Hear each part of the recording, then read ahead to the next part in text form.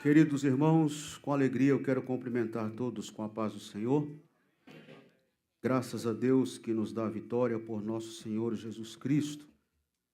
Eu estou feliz e grato a Deus porque estou abastecido, enriquecido e edificado pela palavra de Deus ao longo dessas 3 noites, sendo essa a última noite que encerra essa conferência inaugural, conferência compungidos, inaugural porque, conversando com o pastor Bruno, nós estávamos muito ansiosos e na expectativa total e usamos exatamente essa expressão, é uma conferência inaugural, será o nosso cartão postal, porque eu creio no que Deus está fazendo e em tudo que está desenhado pelo próprio Deus para que se suceda nos próximos anos, nos próximos meses, e com toda a nossa disposição para fazer o trabalho do Senhor até que Ele venha.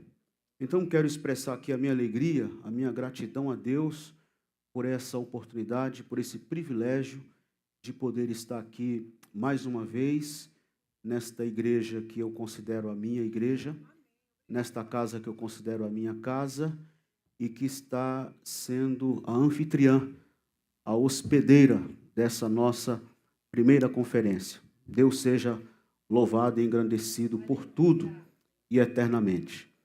Eu quero fazer aqui alguns agradecimentos nominais, quero ser breve, mas preciso, em primeiro lugar, registrar aqui a minha gratidão ao meu querido amigo, companheiro, pastor Bruno Andrade, pelo privilégio de estarmos juntos. Muito grato a Deus. Ontem você estava falando aqui e eu estava me lembrando das nossas viagens. Foram pelo menos 2 viagens de carro, viagens longas aqui nos Estados Unidos, cruzando do norte ao sul, 16, 17 horas de viagem, 22 horas de viagem e compartilhando ideias, sonhos, isso no início de 2016, e nós ensaiando e projetando esses sonhos para o reino de Deus.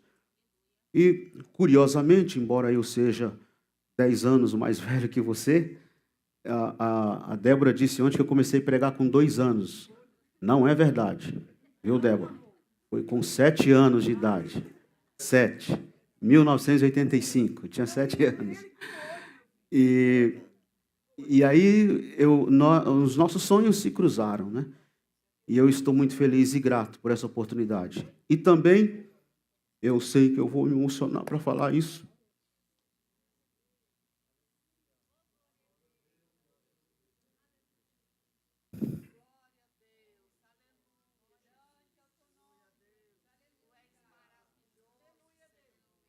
Você foi um dos poucos amigos que me restaram que não me soltou a mão. E quando eu disse acabou, você disse assim, começou. Não acabou, começou. E quando eu disse que eu não ia mais, você disse, vai, você vai. Nem que eu te puxo, amarrado, mas você vai. E aí eu estava me lembrando de uma palavra do apóstolo Paulo, quando ele se referia a um dos seus companheiros, quando ele disse, você foi um dos que se arriscou, você foi o único que arriscou a vida por minha causa. E eu não sou digno disso. Então quero tornar público esse testemunho e dizer que essa nossa conferência não é um projeto seu, do seu coração, nem meu, do meu coração, mas é de Deus. E aqui está sendo uma conferência inaugural, mas eu creio que os estádios vão ficar pequenos.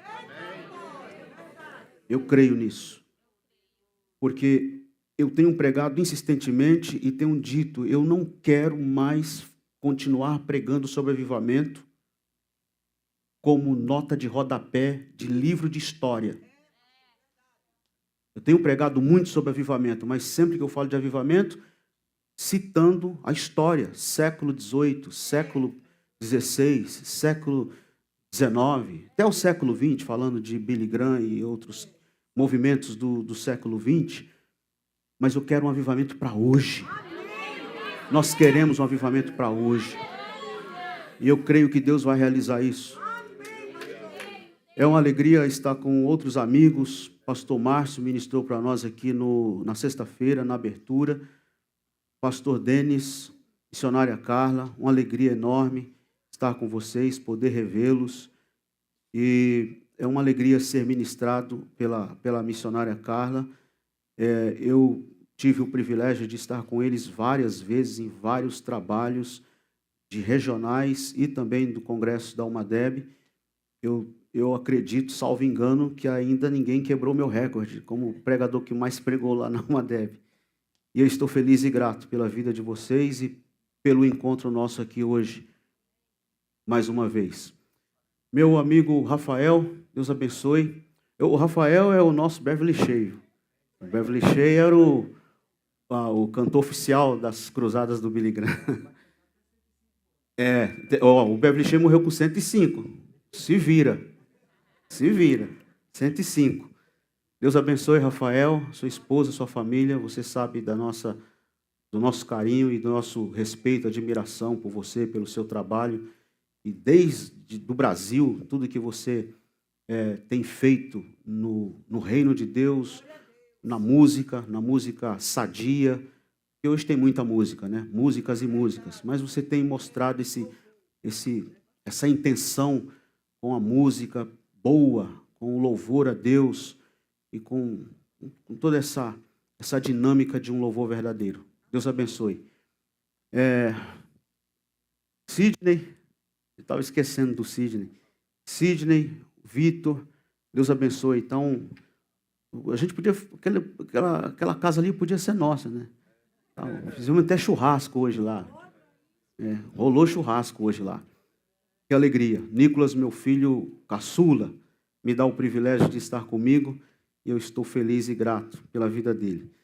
Queridos irmãos, acredito que já fiz todas as considerações.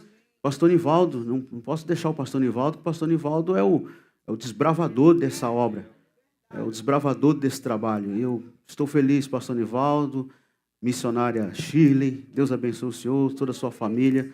Deus seja louvado pela vida de todos os irmãos e irmãs, amigos, amigas que temos aqui hoje à noite. Queridos, quero convidar você que trouxe a sua Bíblia.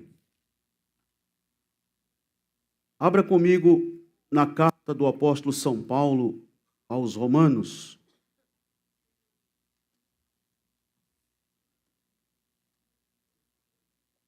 Capítulo de número 1 e o versículo de número 16.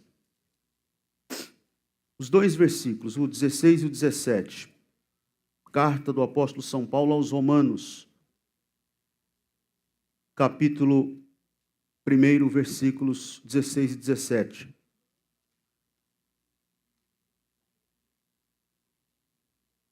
Enquanto você acha aí, não é difícil achar Romanos. Se você não está muito familiarizado com a Bíblia, Novo Testamento começa com Mateus, Marcos, Lucas e João, Atos dos Apóstolos.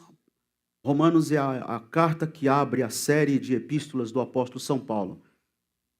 Romanos 1, 16 e 17, também está na tela, para quem não tiver com o exemplar da Bíblia, você pode acompanhar aí na tela. Compungidos não é necessariamente o tema dessa conferência. Embora nós estamos trabalhando a palavra compungidos nas duas dimensões, tanto como tema, como também o nome da conferência. É o nome da conferência. O ano que vem vai ser Conferência Compungidos de novo. Até Jesus voltar. Os anos as conferências que fomos realizando. Então, não é necessariamente o tema, mas a palavra compungidos E aí uma das grandes propostas nossa, nessa e nas conferências posteriores, é que os corações sejam dilacerados pela pregação do Evangelho. A palavra grega para compungido, como já dito, a palavra grega para compungido é coração apunhalado pela palavra, coração esfaqueado pela palavra. Quando o texto de Atos 2,37 diz que eles estavam com o coração compungido, foi como se Pedro tivesse cravado um punhal no coração de cada um daqueles homens e mulheres, e eles ficaram com seus corações apunhalados, esfaqueados, dilacerados. Esse é o objetivo.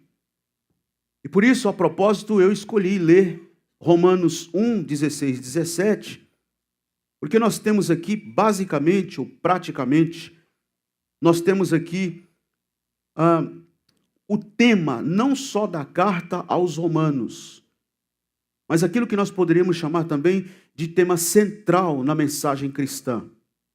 Paulo sintetiza isso aqui nos versículos 16 e 17, que eu passo a ler com os irmãos. Romanos 1, capítulo 1, versículo 16.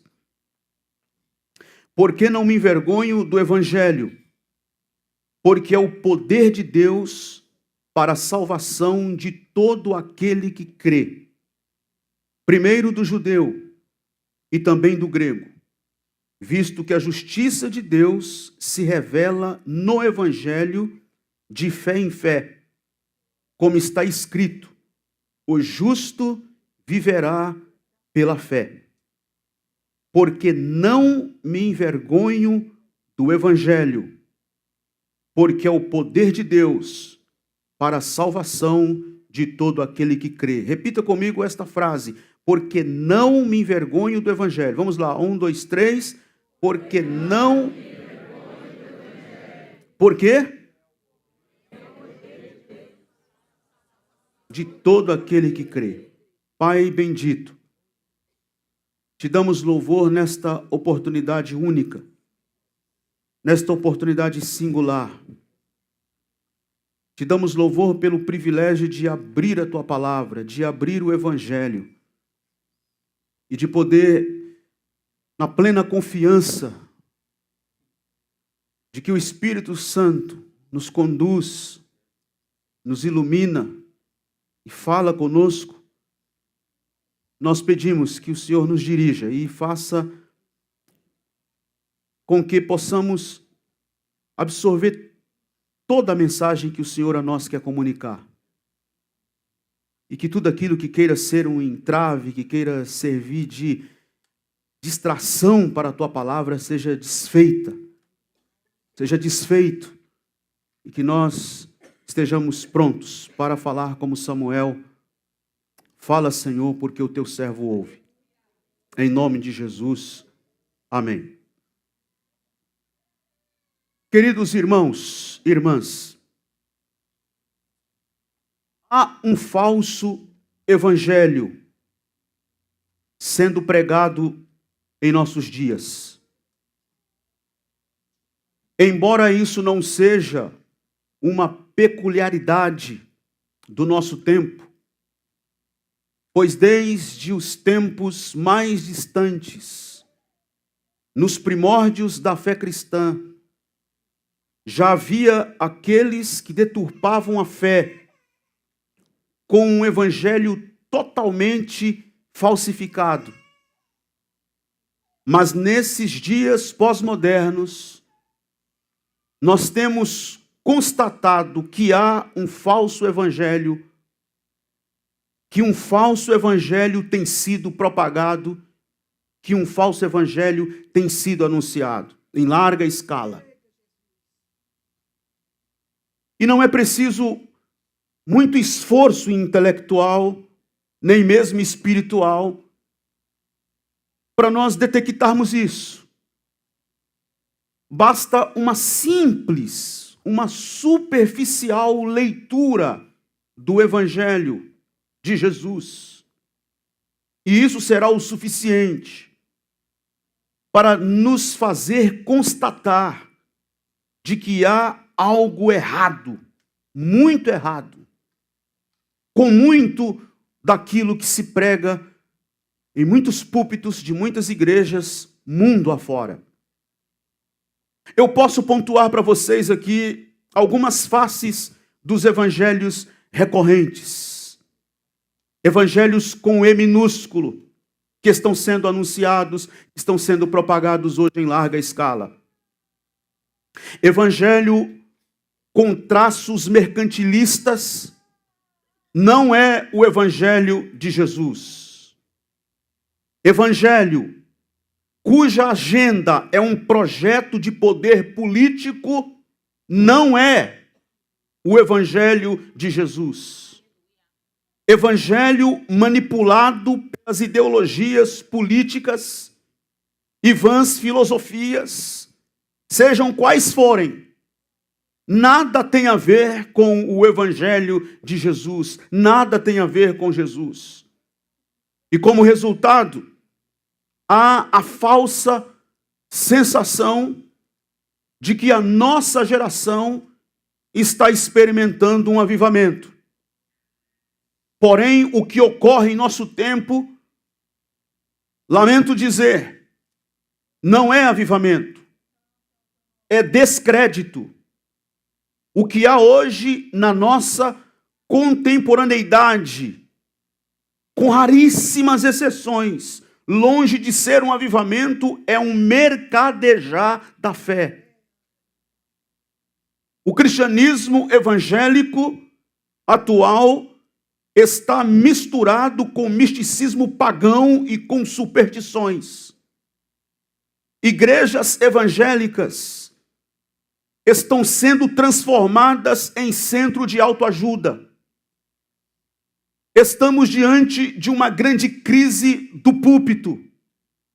Crise do púlpito, pois os conteúdos de muitas mensagens que se ouve, púlpitos mundo fora, com raríssimas exceções, não é o evangelho, e sim uma sopa rala, insossa, que tem alimentado cada vez mais a ganância, o egoísmo e o egocentrismo. Estamos vendo um cenário muito triste de um cristianismo que está cada vez mais ganhando a antipatia da sociedade, mas não por rejeição ao evangelho, e nem porque o evangelho esteja perdendo força, porque o evangelho nunca será enfraquecido, o de Jesus não, mas sim porque os escândalos de muitos pastores e líderes evangélicos estão em larga escala levando as pessoas a um descrédito sem precedentes da igreja, da mensagem que se prega, de tudo que se refere à religião, a culto, à figura pastoral e daí por diante. Sobretudo por causa dessa aliança política numa verdadeira simbiose entre igreja e Estado, a semelhança do casamento político imperialista do século V, que foi comandado pelo imperador Constantino, que destruiu de uma vez por todas, naquele tempo, com o grande projeto do cristianismo, associando o cristianismo ao Império Romano. Parece-nos, irmãos e irmãs, que nós estamos vivendo dias semelhantes aos do profeta Jeremias. Porque o profeta Jeremias, no capítulo 5, versículo 30 e 31, falou palavras, o próprio Deus falando por intermédio do seu profeta, advertiu dizendo o seguinte: coisas horríveis estão acontecendo nesta terra, profeta Jeremias, porque os profetas profetizam mentiras. Os sacerdotes dominam pelas suas próprias mãos. E o meu povo, diz o Senhor, gosta destas coisas. Ou seja, está havendo um acordo, está havendo um conluio entre profetas, sacerdotes e povo. Vocês, profetas, diz o sacerdote para o profeta, não pisa no nosso calo, não mexa com as nossas conveniências, nós pagamos o salário de vocês, o salário aí é uma mordaça do profeta, fique caladinho e você vai comer no palácio, você vai desfrutar do conforto do palácio, nós ficamos em paz e o povo aplaude, o povo gosta dessa mensagem açucarada, mamãozinho com açúcar, que faz apenas umas coceirinhas nos ouvidos, uma cócega na alma e nos faz sentir aliviados. Aí entra o grande projeto nosso nessa conferência. Conferência Compungidos não tem esse propósito. Conferência Compungidos, aliás, a palavra compungido por si se define. A palavra compungido por si já mostra para que veio.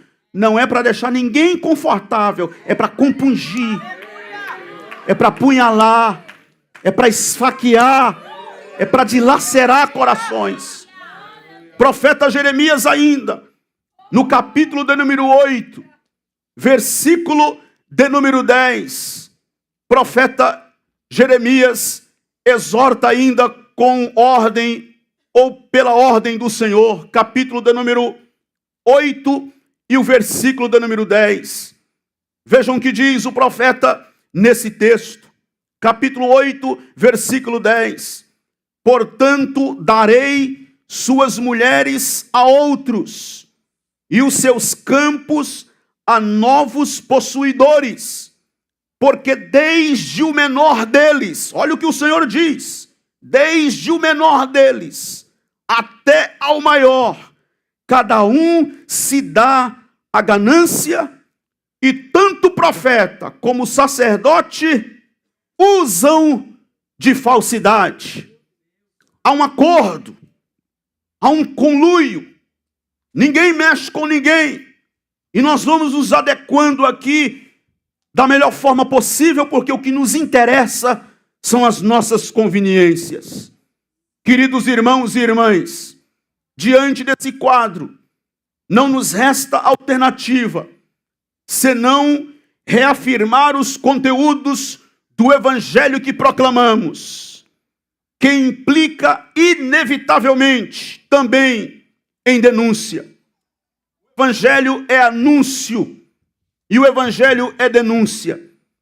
E nessa conferência, queridos irmãos e irmãs, nós estamos diante desses dois desafios: denunciar o falso evangelho que há muito está sendo propagado pela mídia, pela televisão, pelos programas evangélicos do rádio e da televisão, pelas redes sociais. Nós temos o desafio hoje de denunciar o falso evangelho e de reafirmar o nosso compromisso com o evangelho que proclamamos. É preciso denunciar. Está na hora de definir quem é quem. Não podemos ter medo. Está na hora de dizer, está errado. Precisamos fazer como nos dias do profeta Eliseu. Tem veneno na panela. Eu não vou comer essa comida. Esse evangelho é um falso evangelho. Tem veneno na panela. Está na hora da igreja acordar e dizer, esse não é o evangelho. O apóstolo São Paulo não teve medo de denunciar o falso evangelho que os gálatas estavam abraçando. Paulo chegou ao ponto de dizer, eu estou admirado como que vocês passaram rapidamente do evangelho que entreguei para vocês para um falso evangelho, para um outro evangelho, para um evangelho totalmente desclassificado, descaracterizado, que em nada se parece com Jesus e em nada apresenta a proposta de Jesus. Então, diante desse desafio, nós precisamos urgentemente, sei que pode parecer redundante até, mas precisamos urgentemente rever o conceito evangelho. O que é o evangelho? O que é o Evangelho? Quando falamos do Evangelho, afinal de contas, do que é que nós estamos falando? Quando digo que prego o Evangelho, o que isso significa dizer? Quando afirmamos que estamos nessa conferência para assumir o nosso compromisso com o Evangelho de Jesus, o que é que de fato nós estamos afirmando? Todos vocês sabem muito bem, de forma muito simples, muito objetiva, muito prática, que essa palavra Evangelho, que é uma palavra grega, Evangelho, é boas novas. O que é o Evangelho? O Evangelho são as boas novas. Quais são essas boas novas? As boas novas que nós temos para anunciar a este mundo. As boas novas que nós temos para pregar em tempo de tanta confusão. No meio dessa Babel, onde cada um quer falar uma coisa. Onde cada dia aparece uma nova moda no cenário evangélico mundial. Onde a cada dia aparece alguém com uma novidade e parece que as pessoas vivem a si mesmo, à cata de qualquer novidade que surja no horizonte evangelical, para poder se destacar no cenário, ganhar fama, prestígio, nome, e agora com a onda das mídias sociais, ver quem é que tem mais seguidores, ver quem consegue angariar mais likes, ver quem consegue ter muito mais visualizações. Nós, como Igreja de Jesus, precisamos entender que o Evangelho são as boas novas, e as boas novas que nós temos para anunciar a este mundo é que Deus enviou o seu Filho Jesus ao mundo. E o seu Filho Jesus enviado ao mundo se entregou à morte de cruz. E a morte de Cristo na cruz do Calvário, Deus o Pai usou como resgate, como redenção, como salvação para toda a humanidade. São estas as boas novas que nós temos para anunciar a este mundo. É uma mensagem, portanto, básica, simples, é uma mensagem muito básica, muito simples, a mensagem que nós temos para anunciar a este mundo. Então eu quero agora dizer a vocês o seguinte: quando destacamos o Evangelho que proclamamos, quando o apóstolo São Paulo, de forma contundente, afirmou: não me envergonho do Evangelho, porque é o poder de Deus. Quando ele diz: não me envergonho do Evangelho, porque é o poder de Deus, a pergunta é: de qual Evangelho estamos falando? Há muitos evangelhos. Eu abri o meu sermão falando para vocês que há um falso evangelho sendo pregado. Eu poderia até dizer, no plural, há vários evangelhos falsificados que estão sendo pregados. Então se faz necessário questionarmos. Não me envergonho do Evangelho de Jesus Cristo, porque não me envergonho do Evangelho. De qual Evangelho? Paulo deixa claro, do Evangelho de Jesus Cristo. Quando destacamos o Evangelho que proclamamos, que é o Evangelho de Jesus Cristo, que é o Evangelho genuíno, que é o Evangelho verdadeiro, que é o Evangelho sem mistura. Esse é o Evangelho que estamos proclamando, esse é o Evangelho que estamos falando, e esse é o Evangelho que cabe como resposta à pergunta de qual Evangelho estamos falando. Então, em primeiro lugar, vamos pensar no seguinte: no capítulo 1, versículo de número 1, Paulo deixa claro, Romanos capítulo 1, versículo 1, veja aí na sua Bíblia: Paulo, servo de Jesus Cristo, chamado para ser apóstolo, separado para o Evangelho de Deus. Olha como Paulo abre a sua carta aos Romanos. Paulo, servo de Jesus Cristo, chamado para ser apóstolo, separado para o Evangelho de Deus. É o artigo definido, não é um, é o Evangelho de Deus. Paulo, servo de Cristo, chamado para ser apóstolo, separado para o Evangelho de Deus. Este Evangelho requer de nós coragem para assumi-lo.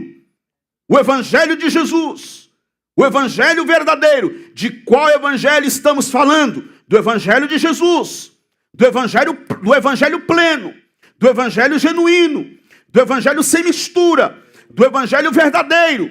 Esse evangelho pleno, esse evangelho sem mistura, esse evangelho de Jesus Cristo, esse evangelho de Deus, esse evangelho verdadeiro requer de nós coragem para assumi-lo, para assumir compromisso com ele. Porque vejam, o apóstolo São Paulo chega ao final da sua introdução da carta aos Romanos, apresentando o assunto-chave da epístola. E o tema principal qual é? O tema principal é o evangelho. As primeiras palavras descrevem exatamente a posição do velho pregador, a posição do velho apóstolo Paulo, quando ele diz: porque não me envergonho do evangelho, qualquer que fosse a crítica dirigida contra ele e contra a mensagem que ele anunciava, Paulo se orgulhava de estar associado a este evangelho. Paulo se orgulhava de ter a sua imagem vinculada à imagem do evangelho. Os gentios zombavam desta mensagem. Para eles, a mensagem da cruz era loucura. Para os judeus, esta mensagem era um tropeço, era uma ofensa ao seu orgulho nacional. Diante disto, Paulo escreveu aos Coríntios: porque nada me propus saber entre vós, senão a Jesus Cristo e este crucificado. Nisto estava a segurança e o segredo do seu sucesso. Qual era a segurança e o segredo do sucesso do apóstolo São Paulo? A segurança e o sucesso do apóstolo São Paulo não era a quantidade de seguidores nas redes sociais. Claro que eu estou parafraseando que Paulo não tinha redes sociais. Mas o segredo do sucesso do ministério do apóstolo São Paulo não era o seu prestígio, não era a sua popularidade, não era o seu status social, mas era o quanto ele estava vinculado à mensagem escandalosa da cruz do Calvário, e disto Paulo se orgulhava. Paulo não somente não se envergonhava do evangelho, quando ele diz: não me envergonho do evangelho, como também ele exortou seu filho na fé, Timóteo, para não se envergonhar dele, para não se envergonhar do testemunho de nosso Senhor, em 2 Timóteo capítulo 1, versículo do número 8. E ainda Paulo elogiou Onesíforo por não se envergonhar das suas algemas, em 2 de Paulo a Timóteo, capítulo 1, versículo do número 16. Senhores e senhoras, homens e mulheres, irmãos e irmãs que ouvem a voz deste simples pregador hoje à noite, o grande desafio hoje é assumir todos os riscos desse evangelho do qual Paulo não se envergonhava, e ter coragem de expor o quanto nós nos envergonhamos do falso evangelho. Porque vejam bem, vamos ser honestos, dizer que ama o evangelho é a coisa mais fácil que tem. Eu não me envergonho do evangelho. Se eu perguntar aqui hoje à noite, quantos aqui têm vergonha do evangelho? Tenho certeza que ninguém vai levantar a mão. Todos nós vamos assumir e vamos dizer publicamente: eu amo o evangelho, eu não me envergonho do evangelho, eu não tenho vergonha do evangelho.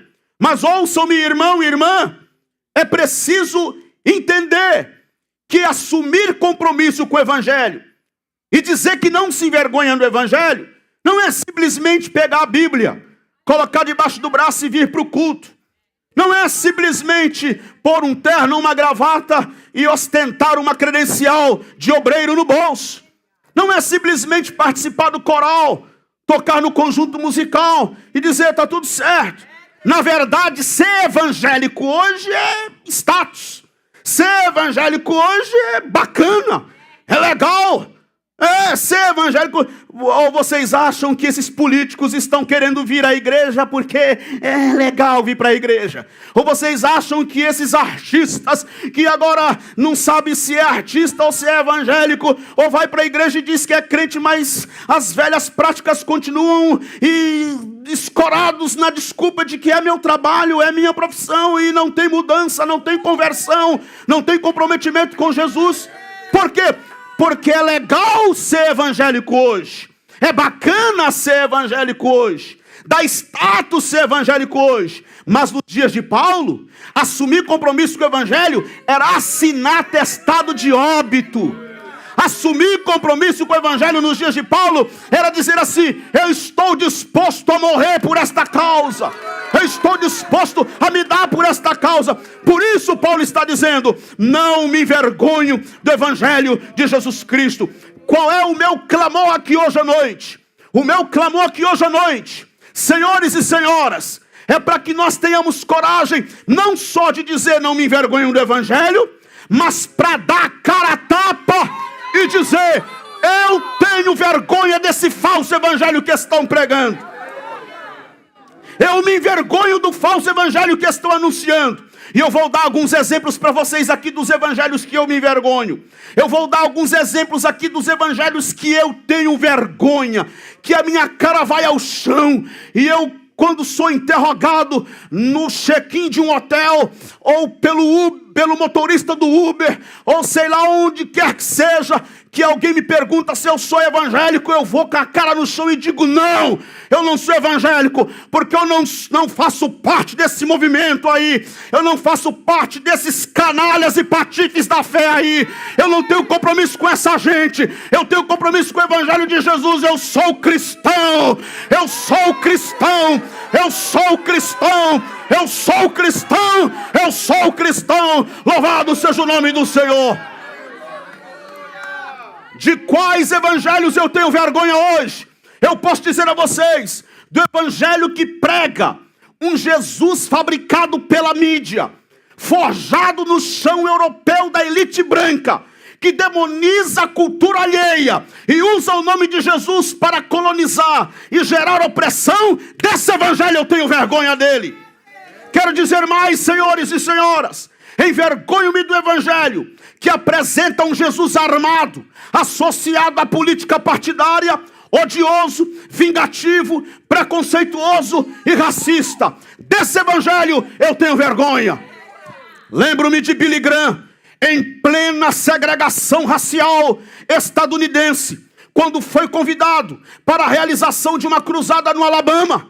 Sem titubear, Billy Graham respondeu: eu faço a cruzada com uma condição: não haverá distinção de raças. Isso é inegociável. E completou na sua fala: se não formos capazes de nos unir como irmãos diante da cruz de Cristo, nada mais nos fará unir. Eu quero dizer hoje, irmãos e irmãs, está na hora da capa cair. Está na hora de arrancar as máscaras. Está na hora de acabar com a hipocrisia. Está na hora de assumir compromisso real e dizer: eu tenho compromisso com a cruz de Cristo e estou aliançado com Ele para a glória do seu nome. Louvado seja o seu nome. O evangelho de um Jesus forjado nos corredores institucionais da religião, que serve apenas para fomentar o medo, a ganância, a falsa piedade e a hipocrisia. Desse evangelho eu tenho vergonha. Envergonho-me sim, senhores e senhoras, do evangelho de pastores gananciosos, do evangelho de Mamon, do evangelho de fariseu. Eu tenho vergonha do evangelho que transforma a igreja em mercado, que faz da fé moeda e da bênção mercadoria, e que tratam os crentes como clientes que vieram comprar no grande mercado da fé. Eu tenho vergonha desse evangelho. Envergonho-me do evangelho elitizado, que pisa em sombra do pobre, que como Pilatos lava as mãos e joga no colo das bandeiras ideológicas a verdadeira religião para com Deus, aquela que Deus responsabilizou a igreja, e disse Tiago, no capítulo 1, versículo 27, esta é a verdadeira religião para com Deus o Pai: cuidar do órfão e da viúva nas suas necessidades e guardar-se incontaminado do mundo. É preciso assumir compromisso com o evangelho e ter coragem de denunciar o falso evangelho. Mas, pastor Nilson, isso é muito pesado. Isso é muito pesado. Como é que a gente vai pregar isso? Deixa eu te perguntar, como foi que Pedro apunhalou os corações e deixou aquela multidão? Não foi um, não foram duas, não foram 3 pessoas. O texto do capítulo 2 de Atos, versículo 41, diz que foram quase 3.000. Quase 3.000, vamos calcular que havia uma multidão, pelo menos, para jogar abaixo, de umas 4, 5 mil pessoas ali. Como foi que Pedro apunhalou, rasgou aqueles corações, compungiu aqueles corações naquele dia? Contando historinha? Pega na mão do irmão aí. Vamos fazer uma roda aqui agora. Foi assim? Como foi que aquela multidão ficou com o coração apunhalado? O texto diz isso. Com o coração compungidos em seu coração. Olharam para Pedro e para os demais apóstolos. E agora? O que a gente faz? Qual foi a resposta de Pedro? Não, faz uma campanha de 7 dias. Vamos fazer 12 dias de clamor. Foi isso? Essa mensagenzinha açucarada, mamãozinho com açúcar, não vai compungir o coração de ninguém. Esse falso evangelho que envergonha o Cristo de Deus não vai rasgar o coração de ninguém. A mensagem de Pedro foi contundente. Nós ouvimos aqui a explanação do pastor Márcio na sexta-feira. O Pedro, cheio do Espírito Santo, se levantou e disse: o Cristo de Deus foi torturado e pregado na cruz do Calvário por causa de vocês. Vocês o entregaram, vocês se rebelaram contra ele, vocês se levantaram contra ele, o sangue dele está sobre vocês. E agora o que a gente faz? Arrependam-se! Arrependam-se! É essa a mensagem que temos que pregar. Arrependei-vos. Arrependei-vos. E arrepender não é sentir remorso, que é outra coisa que as pessoas confundem. Cheio de remorso, acha que está arrependido. Não necessariamente. O que é remorso? Remorso é a pessoa fica: ai meu Deus, por que eu falei? Não devia ter falado. Por que eu fui? Não devia ter ido. Isso é remorso. Arrepender, eu estou indo aqui nessa direção, contrário a Jesus, contrário ao evangelho, contrário à cruz, rebelde contra Deus, rebeliado contra os valores do evangelho. Mas de repente eu sou apunhalado por este evangelho, eu sou compungido por este evangelho, eu sou esfaqueado por este evangelho, meu coração é dilacerado por este evangelho, e eu tomo essa consciência, e uma vez que esta consciência do evangelho me absorve, me envolve, eu viro, eu mudo a direção, eu mudo o rumo. Não vou mais contra a cruz, não vou mais contra o evangelho, eu vou agora na direção da cruz, eu vou agora na direção do evangelho, eu vou agora na direção de Jesus. Eu amo a Jesus, eu quero a Jesus, eu me lanço ao pé da cruz, eu quero ficar ao pé da cruz. Segundo, o evangelho que proclamamos não usurpa o mérito de Cristo, que graciosamente nos outorgou salvação. O evangelho que proclamamos não usurpa o mérito de Cristo, que graciosamente nos outorgou salvação. Efésios capítulo de número 2, versículo de número 8. A salvação é pela fé, a salvação é pela graça mediante a fé. Pela graça sois salvos. Porque pela graça sois salvos. Por meio da fé. Isto não vem de vós. É dom de Deus. E não vem das obras, para que ninguém se glorie.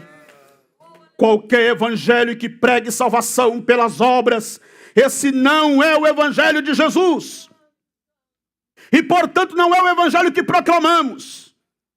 Qualquer evangelho que prega salvação pelas obras, não é o evangelho de Jesus. Não é o evangelho de Jesus.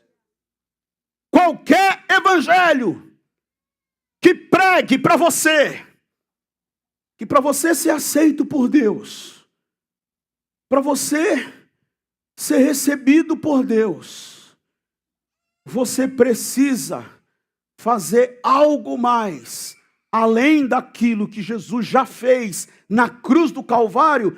Paulo disse, esse evangelho é anátema. Ninguém pode pôr outro fundamento além do qual já está posto, a saber, Jesus Cristo. Se alguém chegar pregando para vocês outro evangelho, disse Paulo, mesmo que seja um anjo do céu, é anátema. Recusem, não aceitem, porque não é o evangelho de Jesus. A salvação é mérito de Cristo, conquistada graciosamente na cruz do Calvário. Qualquer evangelho que pregue salvação pelas obras não é o evangelho de Jesus, porque na cruz ele triunfou sobre as potestades do mal. Na cruz ele expôs todo o império das trevas, despojando eles na cruz e triunfando deles na cruz. Na cruz, quando ele bradou, consumatum est, em latim, que é a palavra está consumado, que o véu do templo rasgou-se de alto a baixo, ele deixou livre o acesso para entrarmos à presença do Deus Pai maravilhoso e bom. É este o evangelho que proclamamos. Paulo disse, Paulo, servo de Jesus Cristo, chamado para ser apóstolo, separado para o evangelho de Deus. O evangelho de Deus, na pessoa de Jesus Cristo, que na cruz rasgou o véu de alto a baixo. E quando o véu rasgou-se de alto a baixo, vocês se lembram da explanação da mensagem de ontem à noite aqui, através da missionária Carla. O véu foi aberto, o trono de Deus agora está livre, livre acesso. Você pode entrar, eu posso entrar. Significa dizer, não preciso de nenhuma engrenagem para intermediar a minha relação com Deus, porque está consumado. Não preciso de nenhum papa, não preciso de nenhum padre, não preciso de nenhum pastor, de nenhum bispo, de nenhum apóstolo, porque está consumado. Não preciso de nenhum copo com água em cima do rádio, nem da campanha de 7 dias para quebrar a maldição, nem dos 7 pulos do Jordão, porque está consumado. Senhores e senhoras, não é Paulo, nem Maria, nem mariolatria, nem catimbó, nem ergue, nem umbanda, nem quimbanda, nem zoroastro, nem Orfeu, nem Buda, nem Maomé. Está consumado, está consumado, está consumado. Esse é o evangelho que nós anunciamos. Louvado seja o nome do Senhor.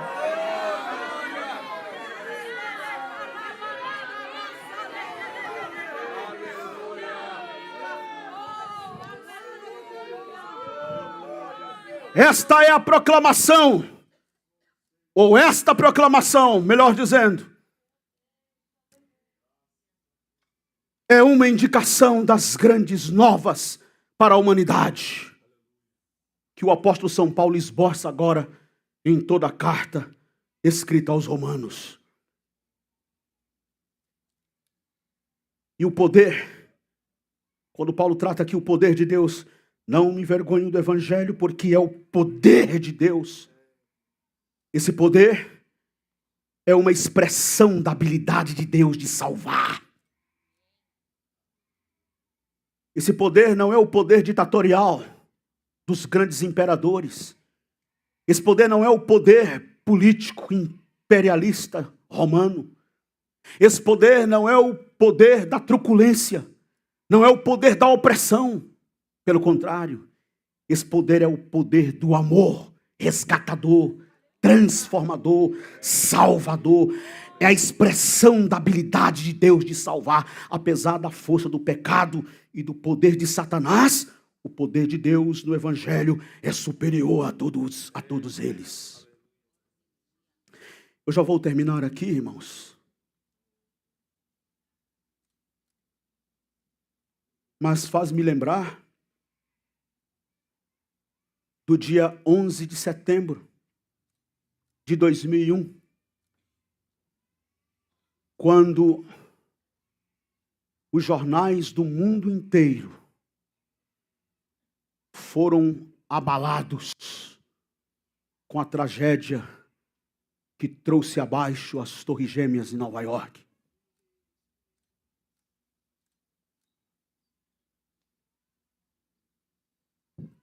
O medo, o temor, o pavor, a angústia, a tragédia, a morte deixou os norte-americanos de cabeça baixa. Foi como se tivesse dado um golpe no orgulho estadunidense. E o semblante de todos os norte-americanos foram ao chão. O espaço aéreo estadunidense ficou fechado. Nenhum voo decola de nenhum aeroporto em qualquer cidade, em qualquer estado deste país. Os semblantes decaídos, inclusive do próprio presidente na época, George W. Bush. Na Catedral Nacional, em Washington, se lembraram de um homem que naquele tempo de caos, de calamidade, de terror e de angústia, poderia se levantar com uma mensagem transformadora. Quem é ele? Billy Graham. Aonde ele está? Na cidade dele. Lá em Montreat. E já era idoso. Praticamente ele já tinha finalizado o seu ministério, a não ser por uma última cruzada realizada em 2005, em Nova York. E o presidente norte-americano deu ordens às autoridades competentes que liberasse um único voo.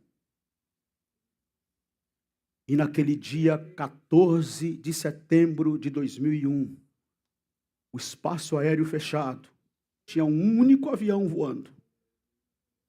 Era o avião que levava Billy Graham da Carolina do Norte para Washington, para chegar na cara dos homens mais poderosos do mundo e dizer: a América esqueceu de Deus. E o poder americano não é maior do que o poder de Deus. O poder de Deus é um poder salvador. É um poder que salva, não é um poder opressor. O poder de Deus é um poder que transforma. O poder de Deus é um poder que acolhe no meio da dor, da tristeza, das lágrimas e das angústias. Irmãos e irmãs, eu vou encerrando por aqui as minhas últimas palavras. Eu não tenho tempo para ir mais além. Então vou terminando aqui, dizendo a vocês hoje, nesta conferência inaugural, e no último culto desta série de cultos que aconteceram desde sexta-feira até aqui, Deus está nos chamando hoje. É pegar ou largar. Ou entra ou sai. Ou assume compromisso radical ou diz: eu paro por aqui. Não dá tempo para titubear. Não dá tempo para pensar. Não dá tempo de dizer: eu acho que vou, eu acho que quero, eu acho. Não! É tempo de tomar uma posição. É tempo de tomar uma posição. Eu finalizo aqui dizendo: a cruz é o poder de Deus, porque por meio dela Deus tornou possível a salvação dos pecadores. Ele nos reconcilia consigo mesmo, nos livra da culpa do seu justo juízo sobre nossos pecados. Ele nos liberta da escravidão de nosso egocentrismo e nos coloca nos elevados caminhos da santidade. Tudo isso é possível só por meio da cruz. O evangelho que fomos chamados para anunciar. Não me envergonho do evangelho, que os judeus acham um escândalo, que os gregos acham uma loucura, um absurdo, mas para mim é o poder de Deus para a salvação de todo aquele que crê. Este é o evangelho de Deus. É com este evangelho de Deus que Paulo introduz a sua carta, afirmando que para esse evangelho de Deus ele havia sido separado. Foi para este evangelho de Deus que eu também fui separado. Foi para este evangelho de Deus que você foi separado, pastor Bruno, obreiros, pastores, pregadores, pregadoras. Foi para este evangelho de Deus que nós fomos separados. E eu quero hoje, em alto e bom som, ouçam-me, senhores e senhoras. Prego como se fosse a minha última pregação. Prego como se fosse a última vez. Prego como se fosse uma despedida. Mas quero dizer hoje, na cidade de Bridgeport, no ano de 2024, no século 21, no ambiente da pós-modernidade, 2000 anos depois, estamos aqui para reafirmar o nosso compromisso com este evangelho e declararmos para que para este evangelho de Deus nós também fomos separados para proclamar, para anunciar, para dizer ao mundo: Jesus Cristo é o Senhor, Jesus Cristo é o Senhor, Jesus Cristo é o Senhor, Jesus Cristo é o Senhor, louvado seja o seu nome.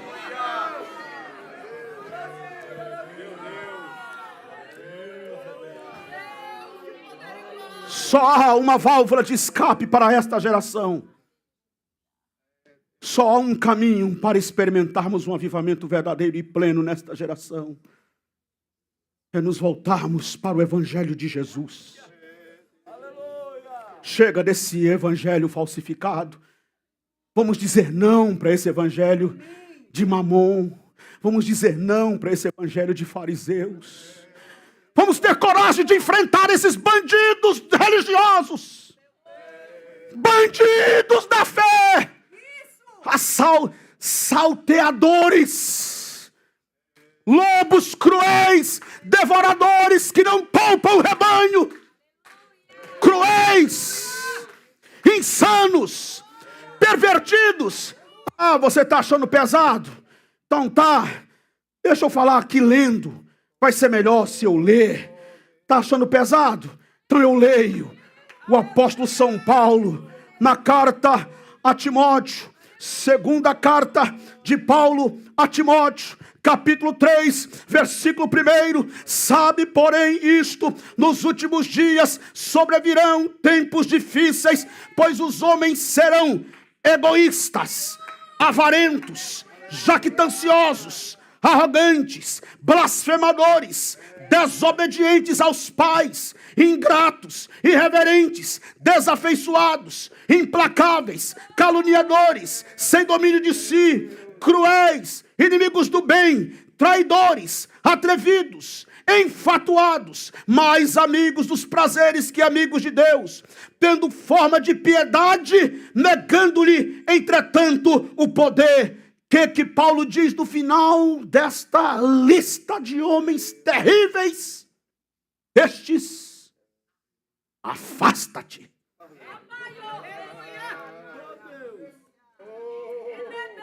E sabe por que Paulo disse destes, afasta-te? Porque Paulo não tinha WhatsApp. Porque se ele tivesse, ele dizia: a estes, bloqueia. Bloqueia. Passa longe.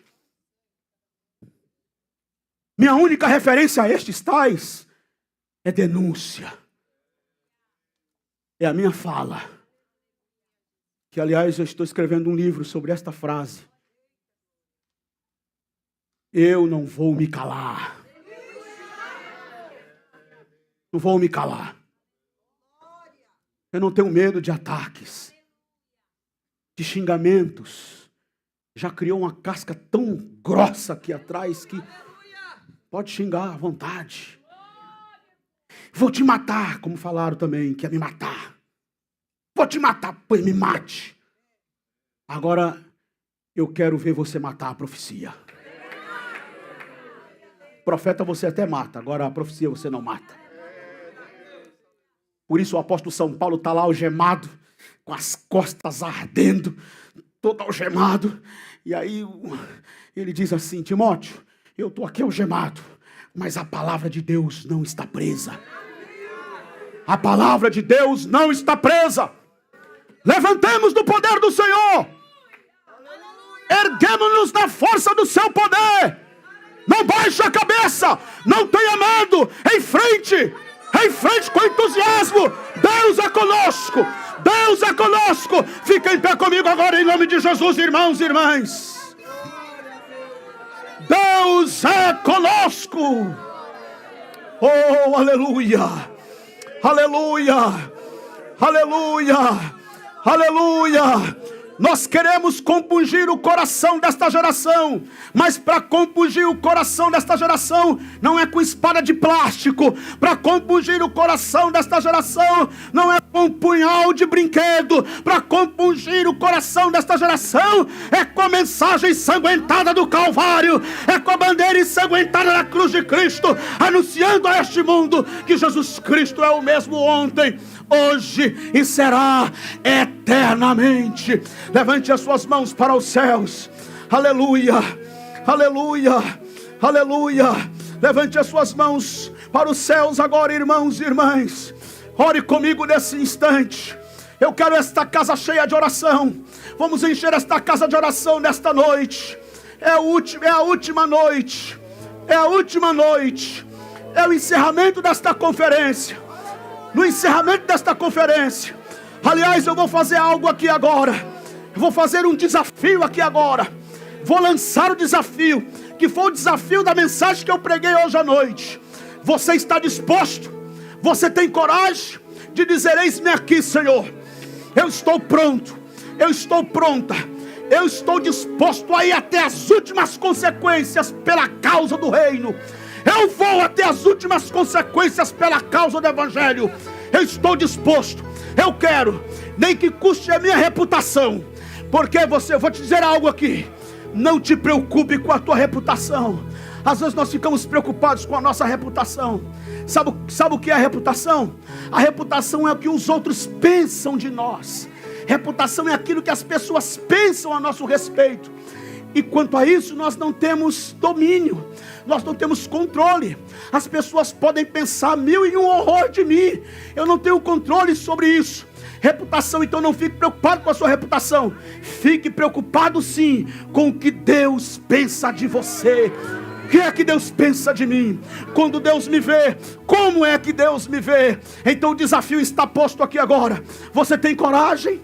Está disposto a dizer: Senhor, eis-me aqui. Eis-me aqui, não me importa se vai custar minha reputação, não me importa se eu vou ser perseguido, se eu vou ser perseguida, não me importa o que vai me acontecer. Eu quero assumir um compromisso radical com a cruz de Cristo.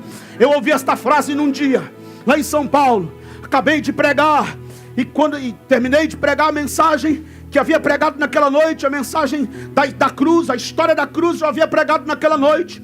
Quando sentei assim, veio um irmão por trás de mim. Eu nem sei quem é, porque eu não olhei para trás, não vi o rosto dele e também não reconheci a sua voz, mas escutei só quando ele falou aqui nos meus ouvidos: pastor, o senhor pregou esta mensagem sobre a cruz, e eu quero falar para você o seguinte: a cruz é radical, ela só nos solta depois que nos mata. E eu guardei esta frase no meu coração, e estou compartilhando com vocês aqui hoje à noite. Você tem coragem de assumir compromisso radical. Não é meio termo. Não é 100 gramas de cruz. Não, pastor, eu quero só 100 gramas da cruz. O pastor, só 1 quilo de cruz. Mais do que isso vai ficar muito pesado para mim. É compromisso radical. Dizer: eu assumo compromisso radical. Eu quero apunhalar o coração desta geração. Eu quero compungir o coração desta geração com a mensagem da cruz, com o reino, com a mensagem do evangelho. Se você é este homem, se você é esta mulher, se você é este jovem que quer hoje dizer: eu estou disposto, eu estou disposta, sai do seu lugar e vem à frente agora rapidamente.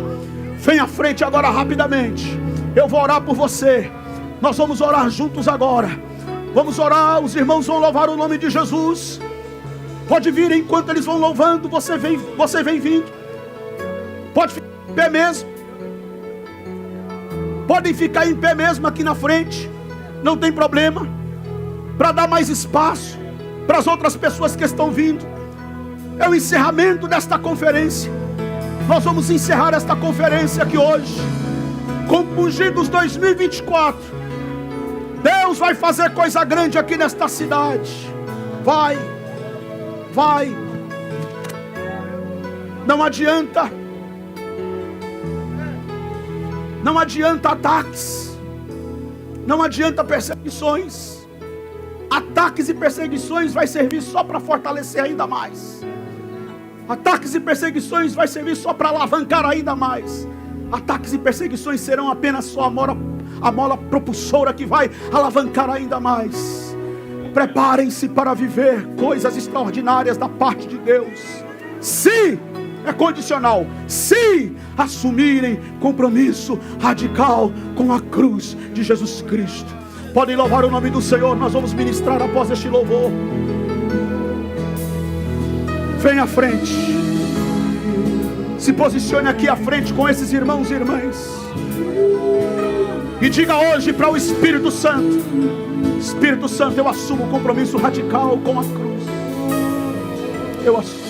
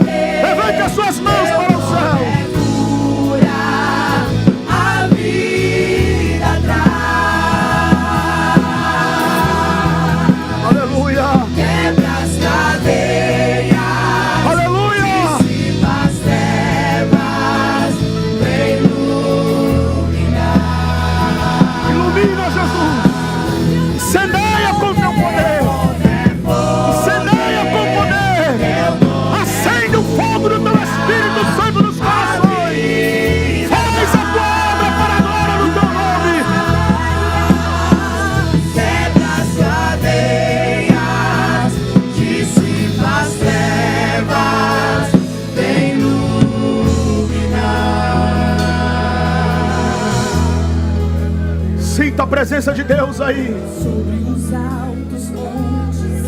Ore agora. Ore aí onde você está. Clame a Jesus. Clame pelo nome de Jesus. Sobre minha família, declaro o santo nome de Jesus.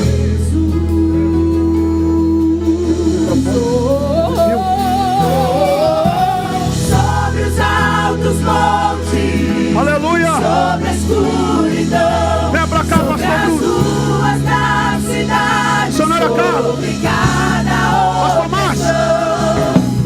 sobre minha família, declaro o santo nome Jesus. Vamos ministrar aqui sobre esse povo. Aleluia. Aleluia. Aleluia. É no teu nome, Jesus. É no nome que é sobre todo nome. Nós estamos debaixo da tua palavra. Iremos anunciar que custa a nossa vida. Nós estamos aqui, Senhor, sem reservas. Entrega total. Pai, em nome de Jesus, eu profetizo sobre a vida do meu irmão, sobre a vida da minha irmã. Ousadia, ousadia, ousadia para pregar, ousadia para ministrar, para viver uma vida santa. Em nome de Jesus, receba graça. Em nome de Jesus, receba autoridade. Sai todo medo, sai todo medo, todo medo, toda mentira plantada por Satanás. Nós repreendemos na autoridade do nome de Jesus. Seja liberto, seja liberto, seja cheio agora, cheio, cheio do Espírito. Olha ele te tocando aí. Seja livre sobre os altos montes. Incendeia o coração do meu filho. Incendeia o coração dele. Coloca fogo no teu Espírito Santo. Levanta ele, Pai. Como o nome de Wesley, como o nome de Billy Graham. Levanta ele, Pai. Como o grande embaixador do céu, como o grande arauto, como o grande baluarte do Evangelho. A câmara, Pai. O que nós contemplamos nessa noite é resultado de corações verdadeiramente compungidos, traspassados pelo Evangelho genuíno, verdadeiro, autêntico. Ó Deus, o que os nossos olhos veem não é resultado de manipulação humana, não é um teatro vazio, são corações compungidos, desejosos de assumir o compromisso com a cruz, o compromisso com a cruz, o compromisso com a cruz. Dizendo como o apóstolo Paulo: estou crucificado com Cristo, crucificado com Cristo, crucificado com Cristo. Abençoe a sua igreja, traz um renovo poderoso sobre a igreja de Bridgeport, que comece aqui e vá se expandindo por toda esta cidade, por todo o estado de Canérica, atravessando fronteiras. Faz uma obra grandiosa em nome de Jesus.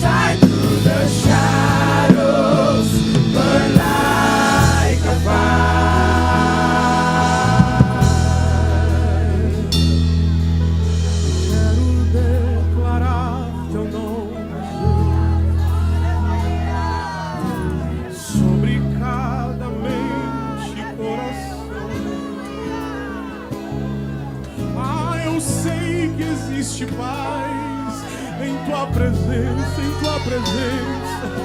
Por isso eu clamo, Jesus, eu clamo, Jesus.